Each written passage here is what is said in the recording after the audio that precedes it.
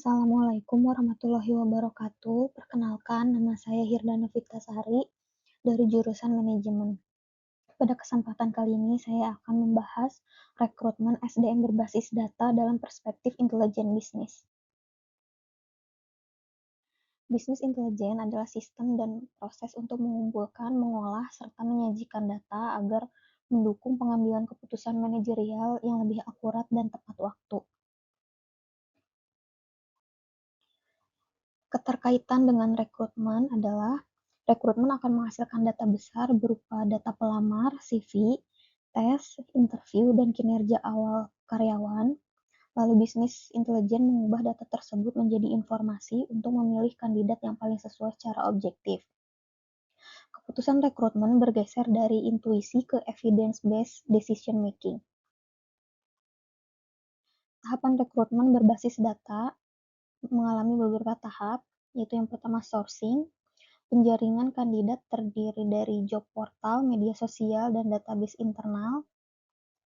Lalu screening, penyaringan CV otomatis berbasis kata kunci, skor kecocokan, dan kualifikasi. Selanjutnya assessment, tes psikometri wawancara akan diolah dengan predictive analytics. Selanjutnya decision, dashboard business intelligence akan membandingkan kandidat secara objektif berbasis skor. Yang terakhir adalah onboarding dan evaluasi, data kinerja awal menjadi masukan untuk menyempurnakan model rekrutmen. Predictive analytics memanfaatkan data historis karyawan, yaitu riwayat rekrutmen, performa, dan retensi, untuk memprediksi kandidat mana yang berpotensi sukses di masa depan. Pendekatan ini mengubah fungsi HR dari sekedar administratif menjadi mitra strategis berbasis bukti atau evidence-based management. Google sudah menggunakan People Analytics secara intensif untuk merancang ulang proses wawancara sehingga keputusan rekrutmen lebih konsisten dan berbasis data. Apa saja manfaat dari data-driven HR? Yaitu mengurangi bias subjektif, mempersingkat time to hire, meningkatkan akurasi prediksi kinerja, mengukur efektivitas sumber rekrutmen, dan mendukung keputusan strategis jangka panjang. Implementasi penerapan bisnis intelijen di Indonesia sudah dilakukan oleh Bank Mandiri. Transportasi digital Bank Mandiri mencakup pemanfaatan data dan analitik secara menyeluruh untuk mendukung pertumbuhan berkelanjutan termasuk pengelolaan dan pengembangan SDM. Pendekatan berbasis data digunakan untuk meningkatkan efisiensi proses internal termasuk fungsi pendukung seperti SDM. Perusahaan yang juga menerapkan bisnis intelijen adalah Gojek. Laporan keberlanjutan Gojek menunjukkan komitmen perusahaan dalam pengembangan talenta dan pengelolaan tenaga kerja yang didukung oleh data sejalan dengan pertumbuhan ekosistem digital perusahaan. Evidence-based management menurut Rousseau tahun 2006 menekankan bahwa keputusan manajerial termasuk rekrutmen sebaiknya didasarkan pada bukti terbaik yang tersedia, bukan hanya pengalaman atau intuisi semata. Bisnis intelijen juga menyediakan bukti tersebut dalam bentuk data terstruktur, sehingga keputusan rekrutmen menjadi lebih cepat dan dapat dipertanggungjawabkan secara terukur.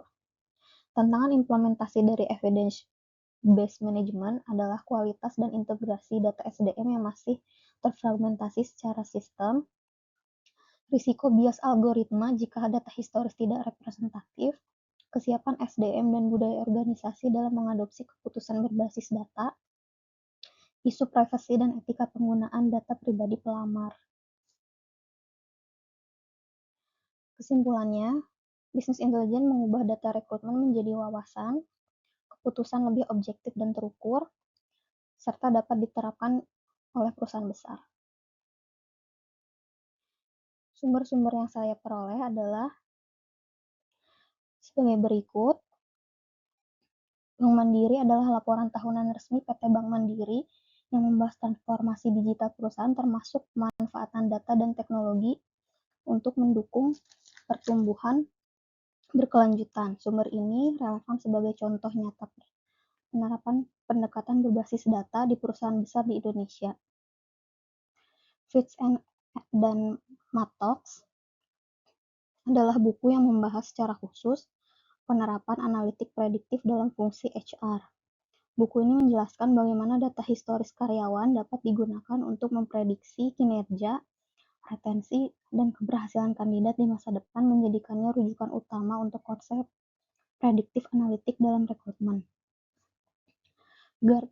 Gartner 2020 merupakan ringkasan temuan dari konferensi tahunan Gartner Data and Analytics Summit yang membahas tren dan tantangan implementasi data dan analitik di berbagai organisasi.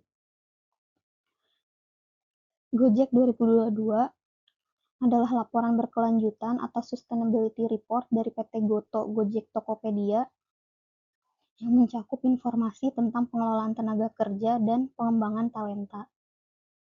Laporan ini menjadi contoh penerapan data-driven HR di perusahaan teknologi besar di Indonesia.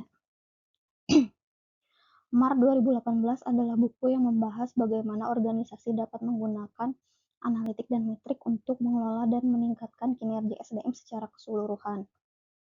Negas 2004 adalah artikel jurnal akademik yang membahas konsep dasar bisnis intelijen, termasuk komponen-komponen seperti data warehouse, data mining, dan OLAP.